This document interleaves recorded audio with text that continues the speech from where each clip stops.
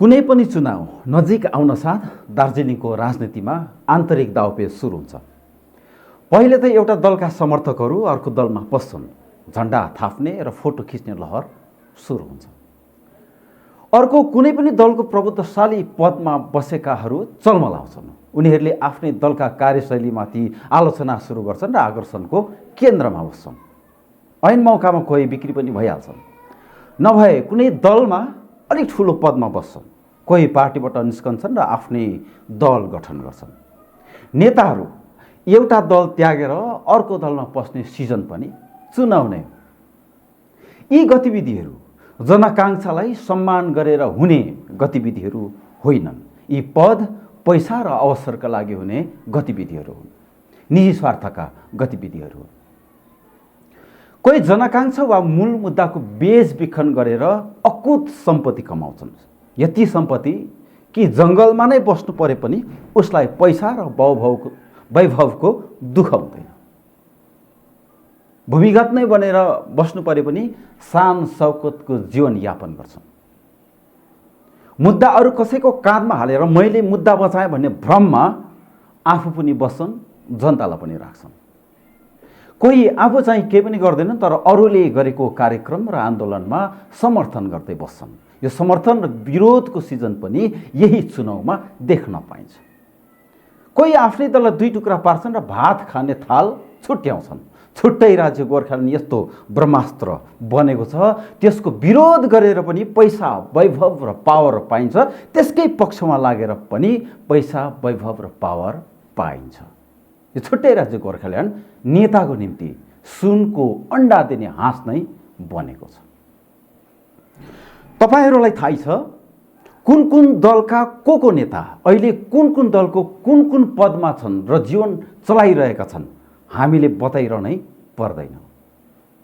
जुन दलमा पद, पैसा र क्षमता प्राप्त हुँदैन त्यो दलमा लामो टिकिरहन नसक्ने नेताको यो प्रवृत्ति पनि खासमा नयाँ भने चाहिँ होइन, जो हरेक नेता र समर्थकमा पाइने साझा प्रवृत्ति नै हो।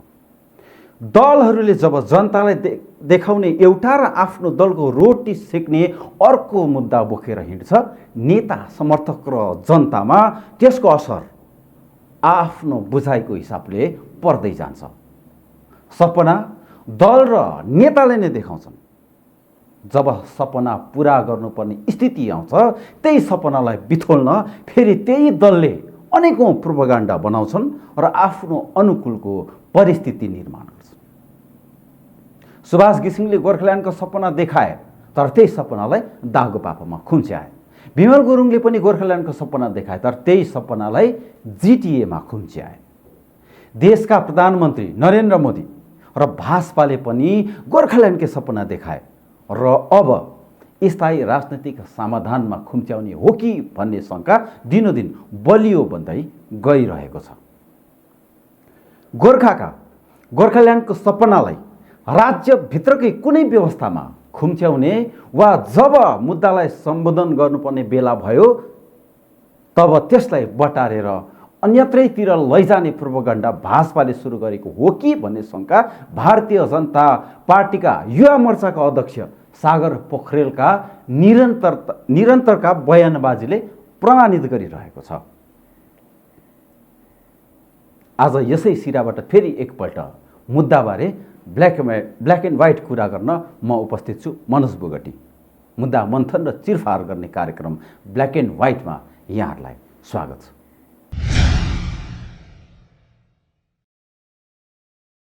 मुद्दाको नाम छुट्टै राज्य गोर्खाल्यान्ड हुँदाहुँदै किन त्यसको नाम स्थायी राजनीतिक समाधान बनायो? के यो देशमा साँच्चैमा कुनै पनि मुद्दाको स्थायी राजनीतिक समाधान हुन्छ? हुन्छ भने त्यस्ता समाधानहरू कुन हो? यसको जवाब तपाईँको कुनै पनि प्रिय नेताले दिएका छैनन्। यो नाम रखाइले स्पष्ट पार्छ, जसले पनि यो नाम राख्यो ऊ गोर्खाल्यान्डको मूल मुद्दाबाट हटिसकेको छ। अहिले आजको दिनमा मौजुदा स्थितिमा स्थायी राजनीतिक समाधान भन्ने नाम र यसको वकालत गरिरहेका सरकारवाला दलहरूलाई हात्ती र अन्धा जस्तो देखिन्छ। कुनै एउटा अन्धा दलले यसलाई छाम्छ र छैटौं अनुसूची बताउँछ। कुनै एउटा अन्धा दलले यसलाई छाम्छ र गोर्खाल्यान्ड बताउँछ, कुनै एउटा अन्धा दलले यसलाई छाम्छ र युटी बताउँछ, कुनै एउटा अन्धा दलले यसलाई छाम्छ र बङ्गालभित्रको एउटा व्यवस्था बताउँछ। तर स्पष्ट छ कसैले पनि ठिक ठिक के हो भनेर चाहिँ बताउँदैनन्। यी सारा प्रश्नहरू अघि गोर्खाल्यान्डलाई स्थायी राजनीतिक समाधान नाम राख्नेहरू मौन छन्, स्थायी राजनीतिक समाधान गर्छु भन्नेहरू पनि मौन छन्, स्थायी राजनीतिक समाधानको लागि सांसद राजु विष्टलाई जिताउनेहरू पनि मौन छन्, मुद्दामा हार्नेहरू पनि मौन छन्, रणनीति बनाउँछु भन्नेहरू पनि मौन छन्, कमिटी बनाउँछु भन्नेहरू पनि मौन छन्, स्टेक होल्डर्स बौद्धिक सचेत नेतृत्व सब मौन छन्। यी सबैको मुखमा ताला कसले झुन्डाएको हो सोध्नेहरू समेत मौन छन्। यो मौनता बीच एउटा यथार्थ सबै अघि छ, भाजपा बङ्गाल विभाजन चाहँदैन। कुरा यहीँबाट जोडौँ। बङ्गाल विभाजन गर्ने मुद्दा हो गोर्खाल्यान्ड। बङ्गाल विभाजन नगरी छुट्टै राज्य गोर्खाल्यान्ड बन्दैन। यो अहिले गैरेलाई पनि थाहा भएको कुरा। यति थाहा गर्नुको लागि राजनीति शास्त्र पढ्नु पर्दैन, कुनै दलको महामहिम नेता पनि हुनु पर्दैन। युगौँदेखि राजनीतिक धोका खपिरहेका लाला बाला समेतलाई यो कुरा थाहा छ, यहाँसम्म कि भाजपालाई पनि यो कुरा थाहा छ। विमल गुरुङ, आरबी राई, मन घिसिङ, राजु विष्ट सबैलाई यो कुरा थाहा छ। त्यसै कारण भाजपालाई यस्तो मुद्दा चाहिएको थियो जसले बङ्गाल विभाजन पनि नगरोस्, दार्जिलिङका नेताहरूले देखेको सपना पनि पुगोस्। देशका गोर्खाहरूले देखेको सपनाको कुरा होइन, केवल दार्जिलिङका नेताहरूले देखेको सपना। त्यही सपना पूरा गर्ने मुद्दा हो स्थायी राजनैतिक समाधान, जो भाजपाले पनि पाएको छ, सरकारवाला दलहरूले पनि पाएका छन्। नामैले स्पष्ट छ यो बङ्गाल अधीनस्थ व्यवस्थाको परिकल्पना हो, नत्र गोर्खाल्यान्ड शब्द हट्दैन थियो। सारा उत्तर बङ्गालमा गोर्खाल्यान्ड जस्ता उन्मुक्तिको मुद्दा बोक्नेहरू धेरै छन्, कति छन्। गोर्खालाई चेपेर उनीहरूलाई बाहिर पार्ने भुल भाजपाले गर्दैन। पहाडको 3वटा विधानसभा आसन र एउटा लोकसभा आसनको लागि बङ्गालमा राज गर्ने सपनामा भाजपाले लात हान्न सक्दैन। यो कुरा सबैलाई थाहा छ। तर यसबारे न त सांसद राजु विष्टले मुख खोल्छन्, न त विमल गुरुङले मुख खोल्छन्, न त मन घिसिङले मुख खोल्छन्, न त आरबी राईले। कसैले पनि मुख खोल्न सक्दैनन्। यसबारे मुख खोल्न सक्छन् भन्ने ती एकैजना व्यक्ति हुन्, सागर पोखरेल। कसैले भन्न नसकेका कुरा आखिर सागर पोखरेलले भनिदिए। यसबारे म अलिक पछि आउँछु। तर सागर पोखरेलको बयानलाई विश्वास गर्ने हो भने स्पष्ट हुन्छ यी स्थायी राजनीतिक समाधानवाला दलहरूले बङ्गाल विभाजन नगर्ने मुद्दामा समर्थन गरिसकेका छन्। त्यसैले नै उनीहरू मौन छन्। भारतीय जनता पार्टीले दागु पापर र जिटिए जस्तै अर्को व्यवस्था निर्माण गर्नेछ, त्यसैले अहिले नै दलहरूले दबाब बनाउन नसकेको हो। उनीहरूको निष्क्रियताले यही कुरो बताइरहेको छ। बङ्गाल विभाजन गर्ने नाम र मुद्दा गोर्खाल्यान्डको साटो, बङ्गाल विभाजन नहुने नाम र मुद्दा स्थायी राजनैतिक समाधानको लागि पहाडका दलहरूको सहमति भइसकेको छ र त उनीहरूलाई मिलेर लडिरहनु पर्ने, दबाब बनाइरहनु पर्ने कहिले कहीँ पनि अनिवार्यता अनुभव नै हुँदैन। वास्तवमा फेरि एउटा अर्को भुल भइसकेको छ। त्यसैले भाजपामा दबाब बनाए, रणनैतिक रूपले अघि बढे, स्टेक होल्डरहरूले केन्द्रलाई घेरो लगाए, भाजपाले वास्तविकता खोलिदिन्छ भन्ने डर सरकारवाला दलहरूमा भएको देखिन्छ र त उनीहरू अहिलेसम्म निष्क्रिय छन्। होइन भने किन कानमा तेल हालेर बसेको हुन्छ यी दलहरू? जनतालाई गोर्खाल्यान्डको सपना देखाइएको छ, तर बन्ने छ राज्यभित्रकै कुनै एउटा समाधान। यही पोल खोलिन्छ भनेर दलहरू एक हुन नसकेका होइनन् त, रणनीति नबनाएका होइनन् त, कमिटी नबनाएको होइनन् त, स्टेक होल्डरहरू मौन बसेका यही कारणले होइनन् त? होइनन् भने खै त जवाबदेही बनेका। काङ्ग्रेस छुट्टै राज्य गोर्खाल्यान्डको पक्षमा थिएन। यसैले मुद्दा बिथोल्न 1951 को जनगणनामा मुख्यमन्त्री विश्रोयले 96% नेपाली भाषीलाई 19% बनाए। यसको इतिहास हामीसितै छ।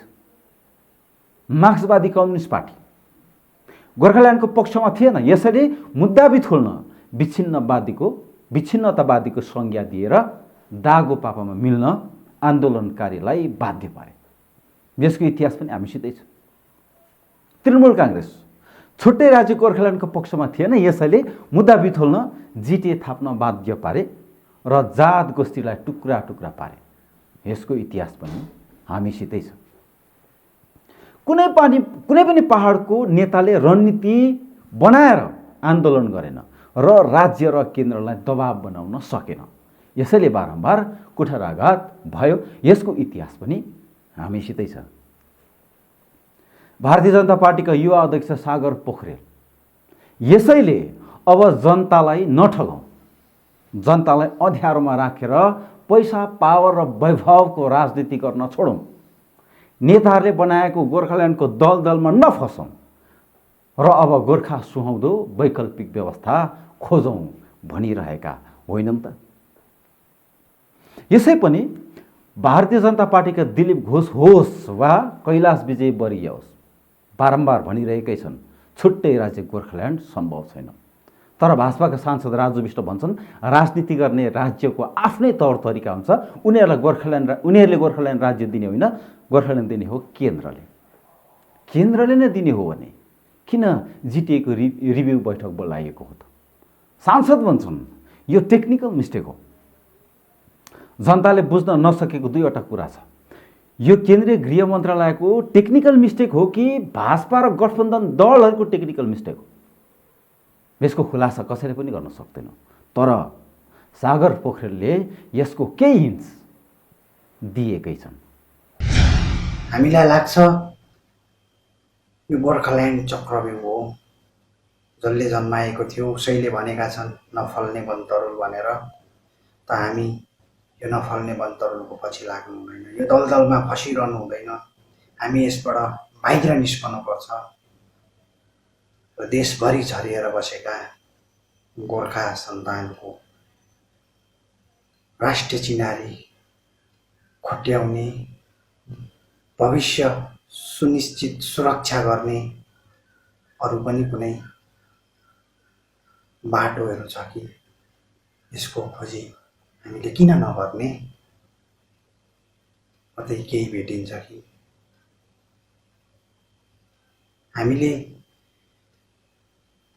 विकल्पका ती बाटोहरू खोजेनौँ भने, दलदलमै फसेर बस्यौँ भने गोर्खा सन्तान पिँढी दर पिँढी यसरी नै राजनीतिक शिकार बनिनुपर्छ। प्रशासनिक कार्यप्रणालीलाई विश्वास गर्ने हो भने केन्द्रले ठिकै पहल गरिरहेको छ। किनभने जबसम्म त्रिपक्षीय सम्झौता अनुसार बसालिएको जिटिए जिउँदो छ, त्यसलाई मिचेर अर्को व्यवस्थाको निर्माण सम्भव छैन। त्यही घडेरीमा नयाँ घर बनाउनु हो भने पुरानो घर भत्काइनुपर्छ, नत्र पुरानै घरको मर्मती गरिनुपर्छ। नयाँ घर बनाउनु हो वा मर्मती गर्नु हो, पहिले घडेरी र धरातलबाटै काम थालिनुपर्छ। जिटिए रिभ्यू बैठक त्यस्तै एउटा प्रक्रिया हो। सरकारी रूपले गर्नुपर्ने काम जे हो, केन्द्रीय गृह मन्त्रालयले त्यही गरिरहेको हो। अर्थात् सरकारले घडेरीबाटै काम सुरु गर्न खोजेको। तर भाजपाको रणनैतिक कार्यप्रणालीलाई विश्वास गर्ने हो भने केन्द्रीय गृह मन्त्रालयले जिटिएको रिभ्यू बोलाउनु राजनैतिक हिसाबमा ठुलो मिस्टेक हो। किनभने सपना गोर्खाल्यान्ड उर्फ स्थायी राजनैतिक समाधानको देखाएको छ, तर वार्ता बोलाइँदैछ जिटिएको। यो सरासर जनसपनामाथिको कुठराघात हो। यो घातले केन्द्र सरकारलाई कुनै पनि असर गर्दैन, तर दार्जिलिङका भाजपा र गठबन्धन दललाई भने गतिलो चोट पार्छ। यसैले सांसद विष्टले यसलाई मिस्टेक बताउनु स्वाभाविक पनि हो। तर स्पष्ट छ बङ्गालको भाजपा पनि काङ्ग्रेस जस्तै, माकपा जस्तै, तृणमूल काङ्ग्रेस जस्तै राज्यको पक्षमा छैन, छुट्टै राज्य गोर्खाल्यान्डको पक्षमा छैन। यदि पक्षमा नै छैन भने ढाँटिरहनु किन? सागर पोखरेलको तर्क यही नै रहेको देखिन्छ। पोखरेलको बयानले बताउँछ जनतालाई देखाइएको गोर्खाल्यान्डको सपना पुरा हुँदैन। भाजपाले बङ्गाललाई असर गर्ने यो मुद्दालाई सम्बोधन गर्न सक्दैन। सपना देखाउनु र पछि त्यो सपनामाथि घात हुनुभन्दा ठिक त्यही हुन्छ, सही त्यही हुन्छ। अहिलेदेखि नै वास्तविकता बताइदिउँ। सागर पोखरेलले त्यही वास्तविकता बताइरहेका होइनन् त। पोखरेललाई दलबाट निष्कासन गरियो किनभने सागर पोखरेलले वास्तविकता अघि राखिदियो, जनतालाई ढाँटेको कुरा उजागर गरिदियो। आज ढाँटेको कुराले भोलि गोर्खालाई घात गर्नुभन्दा सही त्यही हुन्छ कि आज नै वास्तविकता बताइदिउँ र गोर्खाल्यान्डको दलबाट निस्केर गोर्खा सुहाउँदो, केन्द्र र राज्यको राजनीति सुहाउँदो, पहाडको राजनीति सुहाउँदो व्यवस्थाको विकल्प खोजौँ। सागर पोखरेलले त्यही बताउन खोजिरहेको हो कि भन्ने कुरा स्पष्ट छ। किनभने पोखरेल पहाडका हुन्, भोलि राजनीति यही पहाडमा नै उनले गर्नुपर्छ। आज ढाँटेर जनतालाई लट्याए पनि भोलि यथार्थ सामुन्ने आउने नै हो। राम्रो त्यही हुन्छ। तितो कुरा आज नै बताउँ र त्यसको आदत बसाउँ। भाजपाको युवा अध्यक्षको पदमा बसेर पोखरेलले मोलेको रिस्क यसैको निम्ति हो भन्ने कुरा स्पष्ट छ। पछिल्लो समय आएको पोखरेलको बयानलाई हेरौँ। उनी भन्छन् उनलाई जिल्ला भाजपाले बकाइदा युवा अध्यक्षको निम्ति नियुक्ति गरेको हो। यदि उनले गलत र भाजपाको रणनीति विरुद्ध बोलेको हो भने उनलाई भाजपाको संविधान अनुसार नै निलम्बन गरिन्थ्यो। तर उनलाई संविधान अनुसार निलम्बन गरिएन। अर्थात् सागर पोखरेलले जे बोलेका हुन् त्यही नै वास्तविकता हो। हिजो मात्रै उनै पोखरेललाई सोही पदको निम्ति फेरि नियुक्ति दियो। भाजपाले पोखरेललाई नियुक्ति दिएर सागर पोखरेलले जे पनि बोलेका छन् सही बोलेका छन्, जे पनि बोलेका हुन् सही बोलेका हुन् भनेर प्रमाणित गरेका छैन त। भाजपाको खास चाहना पोखरेलको मुखबाट बोलाइएको हो। भाजपा गोर्खाल्यान्डको विकल्प नै चाहन्छ। गोर्खाल्यान्ड राज्यको गठन हुँदैन भनेर मोहर लगाएको होइन त। यदि सागर पोखरेल सही हुन् भने गलतको हुन् त। गोर्खाल्यान्ड स्थायी राजनीतिक समाधानको सपना देखाउने भारतीय जनता पार्टी। यदि सागर पोखरेल सही हुन् भने गलतको हुन् त। गोर्खाल्यान्डलाई स्थायी राजनीतिक समाधान बनाउने विमल गुरुङ। यदि सागर पोखरेल सही हुन् भने गलतको हुन् त। स्थायी राजनीतिक समाधानको लागि समर्थन गर्ने आरबी राई, मन घिसिङ। यदि सागर पोखरेल सही हुन् भने गलतको हुन् त। छुट्टै राज्यको मुद्दामा भारी मतले जितेर सांसद बन्ने राजु विष्ट। पोखरेलको बयानले भोलिको राजनीतिको लागि र गोर्खाको भविष्यको लागि धेरै कुराहरूको सङ्केत गरेको छ। तर त्यसलाई गम्भीरतासित भने कसैले पनि लिएको देखिएको छैन। भोलि भाजपाले धोका दियो भने आजको सागर पोखरेल सही बन्नेछन्, झुटा हुनेछन् राजु विष्ट, विमल गुरुङ, आरबी राई, मन घिसिङ अथवा गठबन्धित दल। सागर पोखरेलले भोलि धोका हुनुभन्दा आज नै वास्तविक राजनीति गरेर जनताको सपनालाई सच्याउने र विकल्प खोज्ने जुन मूल कुरा बताइरहेका छन् त्यही पोखरेलको निजी कुरा होइन भन्ने त उनलाई संविधान अनुसार निलम्बन नगरिएकोले स्पष्ट पार्छ। फेरि पनि उनलाई नियुक्ति दिएकोले स्पष्ट पार्छ। यसको मतलब भाजपाको भित्रीय रणनीति अब डोकोले छोप्दा नछोपिने भइसकेको छ। हिजकै रोशन गिरीको विज्ञप्तिलाई हेर्नुहोस्। गिरीले भनेका छन् भाजपाले गठबन्धनको धर्मलाई अवहेलना गर्न थालेको छ। अर्थात् भाजपा पहाड, तराई र डुवर्समा आफ्नै पार्टीको वर्चस्व बनाउन चाहन्छ। आफ्नै पार्टीको वर्चस्व बन्यो भने उसलाई किन चाहियो विमल गुरुङ, उसलाई किन चाहियो आरबी राई, उसलाई किन चाहियो मन घिसिङ, किन चाहियो विमल गुरुङ, मन घिसिङ, आरबी राईहरूले बोकेको मुद्दा। अब भाजपा सागर पोखरेलको बाटोमा हिँडिसकेको कुरालाई रोशन गिरीको विज्ञप्ति समेतले प्रमाणित गरिरहेको छैन त। केन्द्रको जिटिएको रिभ्यू बैठक, सांसद विष्टको सङ्गठन विस्तार, सागर पोखरेलको आइडिया र रोशन गिरीको विज्ञप्तिले कस्तो भोलिको निर्माणको सङ्केत गरिरहेको छ त? मन्थन गर्ने जिम्मा तपाईँहरूको। कुनै पनि पार्टीको कार्यकर्ता, समर्थक, नेता भएर होइन, खाँटी गोर्खा भएर यी विश्लेषणलाई हेर्नुहोला, बुझ्नुहोला, गम्नुहोला। धन्यवाद।